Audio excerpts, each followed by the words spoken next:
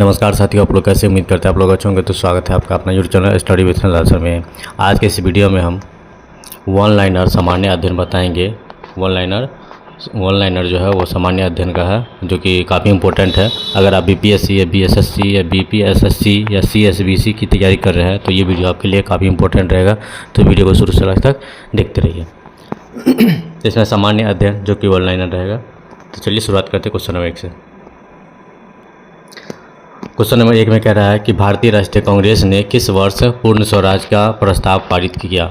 तो भारतीय राष्ट्रीय कांग्रेस ने किस वर्ष पूर्ण स्वराज का प्रस्ताव जो है पारित किया था। तो इसका उत्तर हुआ 1929 ईस्वी में। अगला जो क्वेश्चन है, कहता है वंदे मातरम गीत के रचनाकार कौन थे। वंदे मातरम गीत के रचनाकार जो थे वो कौन थे। तो इसका उत्तर है बंकिम चंद्र चटर्जी थे।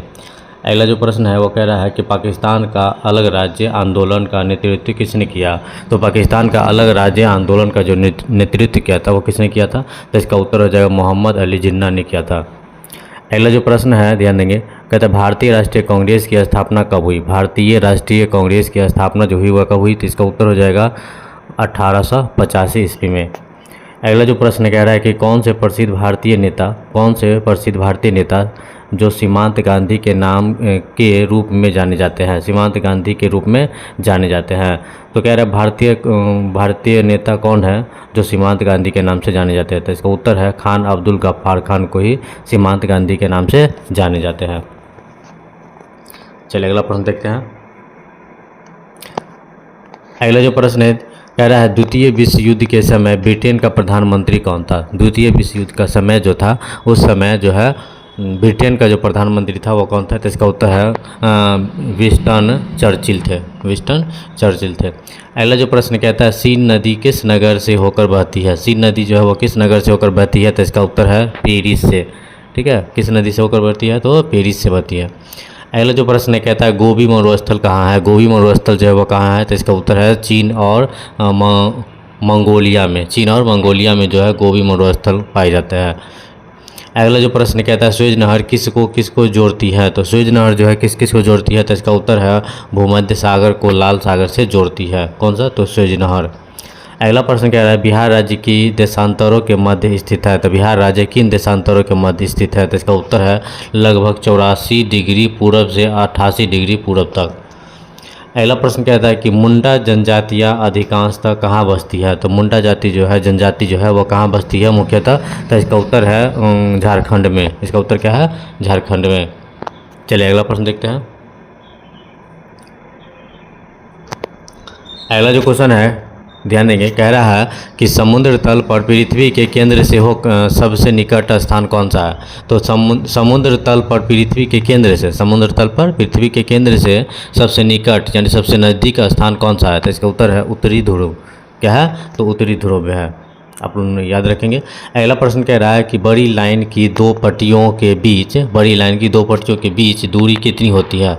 तो बड़ी लाइन की दो पट्टियों के बीच की दूरी जो है तो वह कितनी होती है। तो इसका उत्तर है 5.1/2 फीट है, लगभग 5.5 फीट के बराबर है। अगला प्रश्न कह रहा है टीपू सुल्तान ने अपनी राजधानी कहाँ बनाई थी। तो इसका जो उत्तर है वो है श्रीरंगपट्टनम में बनाई थी। अगला प्रश्न है कला की गांधार शैली। ध्यान देंगे, काफ़ी इंपॉर्टेंट क्वेश्चन ये। कला की गांधार शैली किसके समय में फली फूली है। तो कला की गांधार शैली जो है किसके समय में फली फूली है। तो इसका उत्तर है कुषाणों के समय में। किसके समय में तो कुषाणों के समय में फली फूली है। अगला प्रश्न कह रहा है कि ऑपरेशन ब्लैक बोर्ड कैसी सरकार योजना थी। तो इसका उत्तर है वयस्कों को साक्षर बनने हेतु प्रोत्साहित करने के लिए ऑपरेशन ब्लैक बोर्ड सरकारी योजना तैयार की थी। चलिए अगला जो क्वेश्चन है ध्यान देंगे, कह रहा है कि चिपको आंदोलन किसको बचाने के लिए हुआ। तो इसका उत्तर हो जाएगा वृक्षों को बचाने के लिए जो है चिपको आंदोलन शुरू किया था। अगला प्रश्न कह रहा है कि एस्पानरोटो क्या है। एस्पानरोटो जो है वो क्या है। तो इसका उत्तर है एक आसान एवं कृत्रिम अंतर्राष्ट्रीय भाषा है। क्या है एस्पानरो जो है वो क्या है भाषा है। अगला प्रश्न कह रहा है कि पूर्व सोवियत संघ का कौन सा पहला गणराज्य था। ध्यान देंगे कि पूर्व सोवियत संघ का कौन सा पहला गणराज्य था जिसने अपने को स्वतंत्र घोषित किया, जिसने अपने को क्या किया, स्वतंत्र घोषित किया था। इसका उत्तर है लिथुआनिया। अगला प्रश्न कहता है दक्षेस आंदोलन शुरू करने का मुख्य उद्देश्य क्या था। तो दक्षेस आंदोलन शुरू करने का जो मुख्य उद्देश्य था वो क्या था। तो इसका उत्तर है क्षेत्रीय सहयोग था। अगला प्रश्न ध्यान देंगे इजराइल और PLO के बीच प्रथम सीधी बैठक कहाँ हुई। तो इजराइल और PLO के बीच जो प्रथम बैठक हुई वह कहाँ हुई। तो इसका उत्तर हो जाएगा वाशिंगटन में। कहाँ, तो वाशिंगटन में बैठक हुआ था, याद रखेंगे। चलिए नेक्स्ट क्वेश्चन देखते हैं। अगला जो प्रश्न है कह रहा है कि मदर टेरेसा के द्वारा स्थापित धर्म संघ क्या कहलाता है। तो मदर टेरेसा के द्वारा जो स्थापित किया गया था धर्म संघ वह क्या कहलाया। तो इसका उत्तर है मिशनरीज ऑफ चैरिटी। क्या नाम था, तो मिशनरीज ऑफ चैरिटी। अगला प्रश्न है पंचशील की मुख्य विशेषता क्या है। पंचशील की जो मुख्य विशेषता वो क्या है। तो इसका उत्तर हो जाएगा देशों के मध्य मित्रता और शांतिपूर्ण अस्तित्व। पंचशील की मुख्य विशेषता क्या है कि देशों के मध्य मित्रता और शांतिपूर्ण अस्तित्व रखना। अगला प्रश्न कहता है वछेंद्री पाल का किस क्षेत्र में एक सुपरिचित नाम है। तो वछेंद्री पाल का जो है किस क्षेत्र में एक सुपरिचित नाम है। तो इसका उत्तर हो जाएगा पर्वतारोहण में। ठीक है, पर्वतारोहण में इसका जो है वछेंद्र पाल का ठीक है सुपरिचित नाम है ये। अगला प्रश्न कहता है कि पाश्चुराइजेशन एक प्रक्रिया है। पाश्चुराइजेशन क्या है, राइजेशन एक प्रक्रिया है जिसमें क्या होता है। तो इसका उत्तर हो जाएगा कि दूध को पहले बहुत देर तक गर्म किया जाता है और एक निश्चित समय में अचानक ठंडा कर दिया जाता है, यही पाश्चुराइजेशन कहलाता है। अगला क्वेश्चन कह रहा है कि एम्फीबिया, ध्यान देंगे एम्फीबिया जिसको उभयचर कहते हैं। ठीक है, एम्फीबिया उपचर किसको कहते हैं। तो इसका उत्तर जो है दोनों पर ही रह सकने वाले पशुओं को कहते हैं। दोनों पर रहने वाले पशुओं को कहते हैं, जहाँ जल और स्थल दोनों पर रहने वाले पशुओं को ही क्या कहते हैं, एम्फीबिया कहते हैं, उभचर कहते हैं। नेक्स्ट क्वेश्चन कह रहा है कि पृथ्वी तक पहुंचने के लिए सूर्य से चला प्रकाश लगभग कितना समय लेता है। तो पृथ्वी तक पहुंचने के लिए जो सूर्य का प्रकाश आता है वो कितना समय में पृथ्वी पर पहुंच जाता है। तो इसका उत्तर है 8 मिनट 20 सेकेंड में वो क्या करता है, पहुंच जाता है। अगला क्वेश्चन कहता है स्टेनलेस स्टील किसकी मिश्र धातु है। स्टेनलेस स्टील जो है वह किसकी मिश्र धातु है। तो इसका उत्तर हो जाएगा लोहे और क्रोमियम का। अगला क्वेश्चन कहता है किस धातु पर तब कोई प्रक्रिया नहीं होती जब ऊपर से भाप गुजरती है। जब ऊपर से क्या होती है, भाप गुजरती है। तो इसका उत्तर हो जाएगा एल्युमिनियम। अगला क्वेश्चन कह रहा है कि वैज्ञानिक इवान पावलोव किस क्षेत्र में अपने कार्यों के लिए जाने जाते हैं। तो वैज्ञानिक इवान पावलोव किस क्षेत्र में अपने कार्यों के लिए जाने जाते हैं। तो इसका उत्तर हो जाएगा प्रायोगिक मनोविज्ञान में। अगला क्वेश्चन क्या है निकोलस कोपरनिक्स किस लिए प्रसिद्ध है। तो निकोलस कोपरनिक्स जो है वो किस लिए प्रसिद्ध है। तो इसका उत्तर है यह बताने के लिए कि ग्रह सूर्य के चारों ओर चक्कर लगाते हैं न कि पृथ्वी के। अगला क्वेश्चन कह रहा है कि जंतर मंतर का निर्माण किसने करवाया था। जंतर मंतर का जो निर्माण करवाया था वो किसने करवाया। तो इसका उत्तर हो जाएगा महाराजा जयसिंह ने। याद रखेंगे जंतर मंतर का जो निर्माण करवाया था वो महाराजा जयसिंह ने करवाया था। अगला क्वेश्चन कहता है सबसे अधिक तेल निर्यात देश कौन है। सबसे अधिक तेल निर्यात देश जो है वो कौन है। तो इसका उत्तर रहेगा सऊदी अरब में सबसे ज़्यादा तेल का निर्यात होता है। अगला प्रश्न कह रहा है भारत सरकार के राजस्व का प्रधान स्रोत क्या है। तो भारत सरकार के राजस्व का जो प्रधान स्रोत है वो क्या है। तो इसका जो उत्तर हो जाएगा वो प्रत्यक्ष कर है। अगला प्रश्न कह रहा है कि किस खेल के लिए, ध्यान देंगे, किस खेल के लिए थॉमस कप पुरस्कार दिया जाता है। तो किस खेल के लिए थॉमस कप पुरस्कार दिया जाता है। तो इसका उत्तर है बैडमिंटन के लिए। किसके लिए, तो बैडमिंटन के लिए। अगला प्रश्न कह रहा है कि प्रथम एशिया खेल कहाँ हुआ था। प्रथम एशिया खेल जो हुआ था वो कहाँ हुआ था। तो इसका उत्तर हो जाएगा नई दिल्ली में। कहाँ हुआ था, तो नई दिल्ली में हुआ था, याद रखेंगे।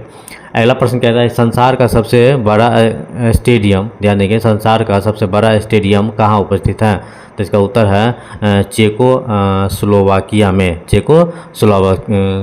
स्लोवाकिया में सबसे संसार का सबसे बड़ा स्टेडियम स्थापित है, उपस्थित है। अगला प्रश्न कहता है डुरंड कप, या ध्यान देंगे, डुरंड कप किस खेल से संबंधित है? डुरंड कप जो है वो किस खेल से संबंधित है? तो इसका उत्तर है फुटबॉल से। डुरंड कप जो है वो फुटबॉल से संबंधित है। अगला प्रश्न देखेंगे लिम्बाराम, ध्यान देंगे, लिम्बाराम ने किस खेल में अंतर्राष्ट्रीय ख्याति प्राप्त की? तो लिम्बाराम ने किस खेल में जो है अंतर्राष्ट्रीय ख्याति प्राप्त की? तो इसका उत्तर है तीरंदाजी में। ठीक है, याद रखेंगे, तीरंदाजी जो है वो एक खेल है जिसमें लिम्बाराम ने अंतर्राष्ट्रीय ख्याति प्राप्त किया। अगला प्रश्न ध्यान देंगे, अगला क्वेश्चन है अगर कोई वित्त विधेयक, ध्यान देंगे, अगर कोई वित्त विधेयक लोकसभा द्वारा स्वीकृत हो जाए तो राज्यसभा इसे अधिक से अधिक कितने दिन रोक सकते हैं? तो इसका उत्तर है 14 दिन तक। अगर कोई वित्त विधेयक लोकसभा द्वारा स्वीकृत हो जाए तो राज्यसभा इसे अधिक से अधिक कितने दिन तक रोक सकते हैं? तो 14 दिन तक। अगला प्रश्न कहता है भारतीय संविधान में संशोधन के लिए विधेयक कहाँ लाया जा सकता है? तो विधेयक कहाँ लाया जा सकता है? तो इसका उत्तर हो जाएगा या तो लोकसभा में या तो राज्यसभा में लाया जा सकता है। अगला प्रश्न कह रहा है कि अगर भारत के राष्ट्रपति चुनाव में कोई विवाद है, भारत के राष्ट्रपति के चुनाव में अगर कोई विवाद है तो उस विवाद को कहाँ सौंपा जा सकता है? तो इसका उत्तर हो जाएगा भारत के सर्वोच्च न्यायालय को सौंपा जा सकता है। याद रखेंगे, काफ़ी इंपॉर्टेंट क्वेश्चन है ये। चलिए अगला प्रश्न देखते हैं। अगला जो प्रश्न है, याद रखेंगे, अगला जय जवान जय किसान का नारा किसने दिया था? तो जय जवान जय किसान का नारा जो दिया था वो किसने दिया था? इसका उत्तर हो जाएगा लाल बहादुर शास्त्री ने दिया था। अगला प्रश्न याद रखेंगे कि भारतीय संविधान भारत राष्ट्रपति को कौन सा अधिकार नहीं देता है? तो भारतीय संविधान भारत के राष्ट्रपति को कौन सा अधिकार नहीं देता है? तो इसका उत्तर हो जाएगा राज्यों के मुख्यमंत्री की नियुक्ति का जो है यह अधिकार नहीं दे सकता है संविधान के अनुसार। अगला प्रश्न कहता है भारतीय संविधान के लिए प्रथम संशोधन विधेयक कब हुआ? तो भारतीय संविधान के लिए प्रथम संशोधन विधेयक जो हुआ था वो कब हुआ? तो इसका उत्तर हो जाएगा 1951 ईस्वी में हुआ था। अगला प्रश्न कह रहा है कि सिक्किम भारत का एक राज्य किस संशोधन के द्वारा बनाया गया? तो सिक्किम भारत का एक राज्य है, ध्यान देंगे, सिक्किम का है भारत का एक राज्य है, वह किस संशोधन के द्वारा बनाया गया? तो इसका उत्तर हो जाएगा 35वें संशोधन के अंतर्गत बनाया गया था। चलिए अगला प्रश्न देखते हैं। अगला जो प्रश्न है, अगला प्रश्न याद रखेंगे, भारत के सर्वोच्च न्यायालय की स्वीकृति क्षमता क्या है? तो भारत के सर्वोच्च न्यायालय की जो स्वीकृति क्षमता है वो क्या है? तो इसका उत्तर हो जाएगा 34। अगला प्रश्न क्या है, भारत में पंचायती राज्य की अनुशंसा के लिए बनी समिति के अध्यक्ष कौन थे? तो भारत में पंचायती राज्य की अनुशंसा के लिए जो समिति बनती है उसके अध्यक्ष कौन थे? तो इसका उत्तर हो जाएगा बलवंत राय मेहता थे। अगला प्रश्न कह रहा है कि कौन से प्रसिद्ध भारतीय गुरुदेव के नाम से जाने जाते हैं? तो इसका उत्तर हो जाएगा रविंद्रनाथ टैगोर जी को। ठीक है, रविंद्रनाथ टैगोर जी को जो है गुरुदेव के नाम से भी जाने जाते हैं। अगला प्रश्न कह रहा है महात्मा गांधी अपना राजनीतिक गुरु किनको मानते थे? तो महात्मा गांधी अपना राजनीतिक गुरु जो मानते थे वो किनको मानते थे? तो इसका उत्तर है गोपाल कृष्ण गोखले को मानते थे। चलिए नेक्स्ट क्वेश्चन देखते हैं। अगला जो प्रश्न है, याद रखेंगे, साइमन कमीशन पहली बार भारत कब आया था? साइमन कमीशन जो है भारत आया था तो पहली बार कब आया था? इसका उत्तर है 1928 ईस्वी में भारत आया था। अगला प्रश्न कहता है ऑटोबायोग्राफी ऑफ अनोन इंडियन, याद रखेंगे, ऑटोबायोग्राफी ऑफ अनोन इंडियन पुस्तक किसने लिखा है? तो इसका उत्तर है नीरद सी चौधरी लिखे हैं। अगला प्रश्न कहता है कि इंडिया विंस फ्रीडम, याद रखेंगे, इंडिया विंस फ्रीडम के लेखक कौन है? तो इसका उत्तर हो जाएगा अबुल कलाम आज़ाद हैं। अगला प्रश्न कह रहा है स्विट्जरलैंड में बोली जाने वाली प्रधान भाषाएं कौन सी है? तो स्विट्जरलैंड में जो बोली जाती है प्रधान भाषा वह कौन सी है? तो इसका उत्तर हो जाएगा जर्मन। ठीक है, जर्मन भाषा बोली जाती है, फ्रेंच भाषा बोली जाती है और इटालियन भाषा बोली जाती है। ये तीनों भाषा जो है स्विट्जरलैंड के लिए प्रधान भाषाएँ हैं। ये काफ़ी इंपॉर्टेंट है, याद रखेंगे। चलिए नेक्स्ट क्वेश्चन देखते हैं। अगला जो प्रश्न है यूनेस्को, याद रखेंगे, ये भी क्वेश्चन है, ये सारे एग्जाम में क्वेश्चन आते हैं। यूनेस्को की कार्य भाषाएं क्या है? तो यूनेस्को की जो कार्य भाषाएं हैं वो क्या है? तो इसका उत्तर हो जाएगा अंग्रेजी और फ्रेंच भाषाएं हैं यूनेस्को के। अगला प्रश्न कहता है कि लाइफ डिवाइन या लाइफ डिवाइन नामक पुस्तक किसने लिखी है? तो इसका उत्तर है अरविंद घोष ने लिखी। अगला प्रश्न कहता है लक्षद्वीप टापू कहाँ अवस्थित है? लक्षद्वीप टापू जो है वह कहाँ अवस्थित है? तो इसका उत्तर है दक्षिण पश्चिम भारत में स्थित है। अगला प्रश्न याद रखेंगे, महारानी विक्टोरिया को भारत की सामग्री कब नियुक्त किया गया? तो इसका उत्तर है 1877 में। अगला प्रश्न है, भारत में जन्मे 2 अमेरिकी नागरिक के जिन्हें विज्ञान के क्षेत्र में नोबेल पुरस्कार मिला कौन थे? तो इसका उत्तर है हरगोविंद खुराना और एस चंद्रशेखर थे। याद रखेंगे, ये काफ़ी इंपॉर्टेंट क्वेश्चन है कि भारत में जन्मे 2 अमेरिकी नागरिक जो है वह विज्ञान के क्षेत्र में नोबेल पुरस्कार मिला। ठीक है, तो कौन सा? तो हरगोविंद खुराना को और एस चंद्रशेखर को।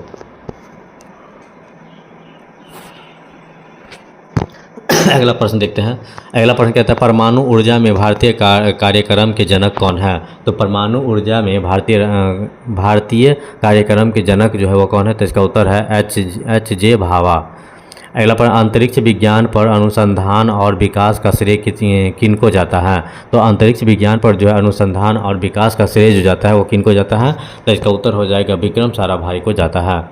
अगला प्रश्न कहता है कि कलिंग पुरस्कार, याद रखेंगे, कलिंग पुरस्कार किस क्षेत्र में दिया जाता है? कलिंग पुरस्कार जो है वह किस क्षेत्र में दिया जाता है? तो इसका उत्तर है विज्ञान को लोकप्रिय बनाने के लिए इस क्षेत्र में दिया जाता है।